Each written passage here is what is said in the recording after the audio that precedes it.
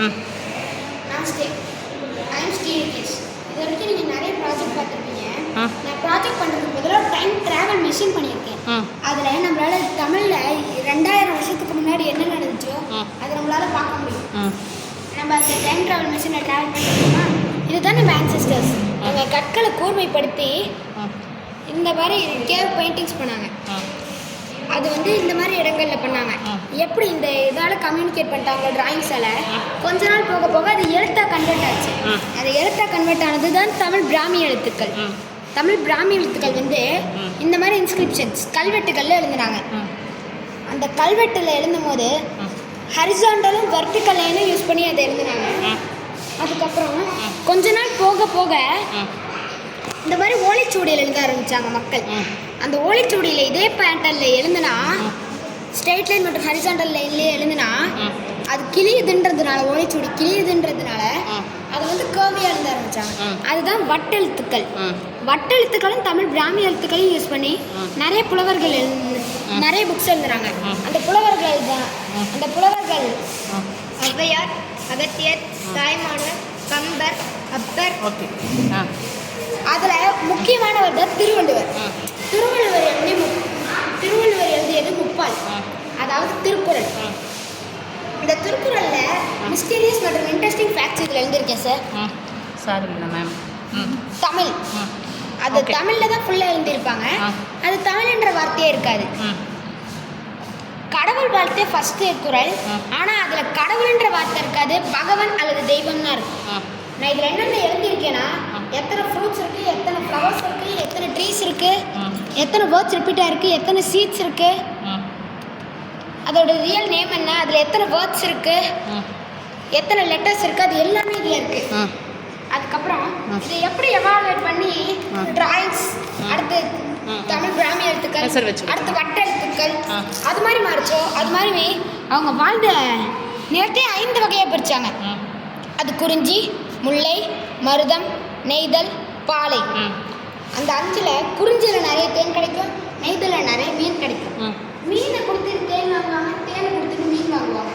அதுதான் barter system, பண்ட மாற்று முறை. ஒன்றை கொடுத்துட்டு ஒன்று வாங்குறது. ஏன் அப்படி பண்ணாங்கன்னா அந்த காலத்தில் காயின்ஸ் இன்ட்ரடியூஸ் பண்ணலை, அதனால அந்த பண்ட மாற்று முறை யூஸ் பண்ணாங்க. ஆனால் கொஞ்ச நாள் போக போக காயின்ஸ் இன்ட்ரடியூஸ் பண்ணாங்க. ஃபர்ஸ்ட் காயின் இன்ட்ரடியூஸ் பண்ணது இந்தோ கிரீக் டைனஸ்டி, ஹெர்மானியஸ். அது 1 to 40 பிசி. பிசினா before Christ, ஏடினா அன்னோ டாமினி. அந்த பிசின்றது கிறிஸ்துவ மதத்தை பற்றி பேசுகிறனால மற்ற ரிலீஜியஸ் பீப்புள்ஸ்க்கு அது பிடிக்கல. அதை பிசி மற்றும் சிஇயாக மாற்றுறாங்க. Before common era. அது இது மாற்றினாங்கல்ல சார், அது நம்ம 2010 என்சிஆர்டி சிலபஸில் இருந்து கூட வந்துச்சு. அதுக்கப்புறம் India's earliest coinage, Guptas coinage, Kanishka coinage, South Indian coin, East Indian coin. இதில் மெயினானது கனிஷ்கா காயினேஜ். ஏன்னா அது விமா கத்வசிங்க கிங்கு ஃபஸ்ட்டு கோல்டுக்கான இந்தியாவை இன்ட்ரடியூஸ் பண்ணார். அந்த அவர் தீவிர சிவபக்தனால அவர் கோல்டு காயினையும் ஃபஸ்ட்டு இன்ட்ரடியூஸ் பண்ணாலும் அவர் முகத்தையும் 2 சைடு போடாமல் ஒரு சைடு அவரோட முகத்தையும் ஒன்னார் சைடு லார்ட் சிவா திரிசூலம் நந்தியோட இருக்கிற மாதிரி அதில் கீழே மகாதேவான்ற பேரோட அதை கொடுத்துருந்தாங்க. அவர் பிரிண்ட் பண்ணியிருந்தார். அதுதான் ஃபஸ்ட்டு மகாதேவாவோட ஃபேஸை பிரிண்ட் பண்ண காயின். ஆதி பிராமி முதல் நவீன பாவலர் வரை நாணயம், நிலம், கல்வெட்டு மற்றும் குறள் வழி ஒரு தமிழ் பயணம்.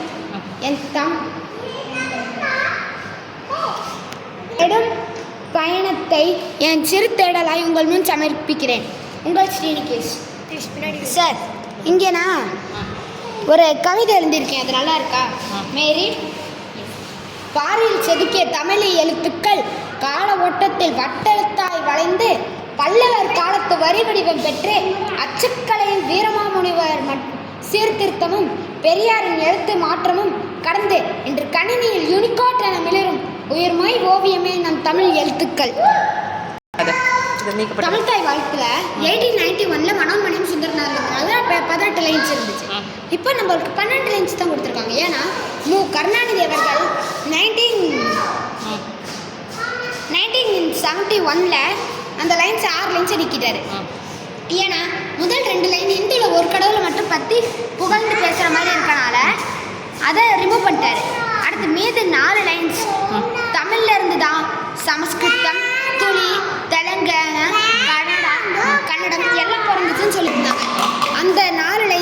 நீக்கிட்டாரு. அதுக்கப்புறம் இது எவிடன்ஸ். இது நம்ம முன்னாடியே பார்த்த மாதிரி இந்த பேஸ் நம்பர்ஸ் சார். இவர் தான் திருக்குறள் எழுதிய திருவள்ளுவர். இங்கே நான் டிராயிங் கொடுத்துருந்தேன் சார். ஜியு போப் இவர் கேவ் பெயிண்டிங்ஸ். ஜியு போப்போட ஃபுல் ஃபார்ம் வந்து ஜார்ஜ் குளோ போப். அவர் தான் நம்ம திருக்குறளை இங்கிலீஷில் டிரான்ஸ்லேட் பண்ணவர். நமக்கு எல்லாருக்கும் தெரிஞ்ச மாதிரி பைபிள் தான் இந்த உலகத்திலேயே முதல்ல நிறைய லாங்குவேஜில் டிரான்ஸ்லேட் பண்ணப்பட்ட புக்கு. செகண்டாக நிறைய லாங்குவேஜில் டிரான்ஸ்லேட் பண்ணப்பட்ட புக்கு திருக்குறள் தான் சார். திருவள்ளுவர் எழுதியது. கேவ் பெயிண்டிங்ஸ் இருக்குல்ல, கேவ் பெயிண்டிங்ஸோட ஒரு எவிடன்ஸ் தான் இது. Cave paintings